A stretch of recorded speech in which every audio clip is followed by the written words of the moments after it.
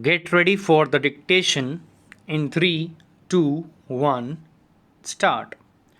Just closer on Italian Marines case.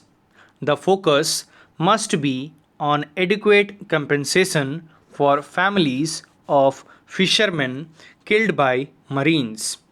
It may seem pragmatic to keep any pending litigation alive until all dues relating to it are paid and all legal issues are settled. However, it is somewhat puzzling that the Supreme Court of India has said it would keep the Italian Marines case alive until hefty and adequate compensation is paid by Italy for the killing of two fishermen by its Marines on February 15, 2012. The court has indicated that it would not allow the closure of the trial until such compensation is paid, and it has ordered that the families of the victims be heard on this matter. Once the Union government has declared that it would abide by the ruling of the Permanent Court of Arbitration PCA at The Hague, which granted immunity to the Marines and favored Italy as the appropriate jurisdiction where they could be tried for the crime. It does not seem proper to delay the process of bringing closure to the matter.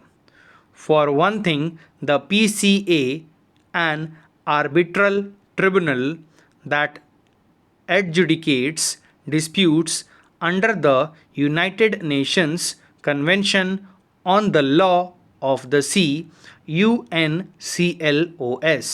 has itself ruled that India is entitled to compensation for loss of life, physical harm, material damage to property, and moral harm suffered by the captain and crew members of St. Anthony, the fishing vessel involved, and mandated negotiations on the quantum. Second, it hardly needs emphasis that the pendency of the matter in court should not become a bargaining point that delays the reaching of a fair settlement. Continuing hearings may also be seen as India being reluctant to cease all criminal proceedings against the Marines as per the ruling. The court's resolve to obtain adequate and hefty compensation for the families of the victim is welcome, though it would be difficult to have a judicial determination of what quantum would satisfy these requirements. The center may have approached the top court for formal permission to close the pending trial proceedings as a matter of abundant caution. But as far as the law goes, it could have approached the trial court itself through the public prosecutor for withdrawal from prosecution under section 321 of the CRPC. Too many legal tangles have already caused enough diplomatic rupture in the progression of the Enrica Lexi St. Anthony case since 2012.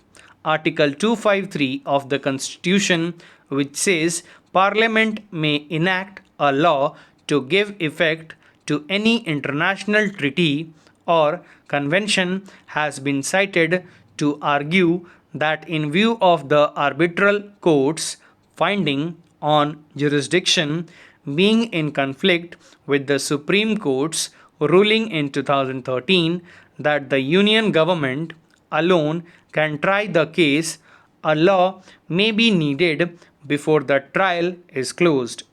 This is just needless quibbling as the conflict has ceased after India agreed to abide by the tribunal's ruling in keeping with its obligations under UNCLOS.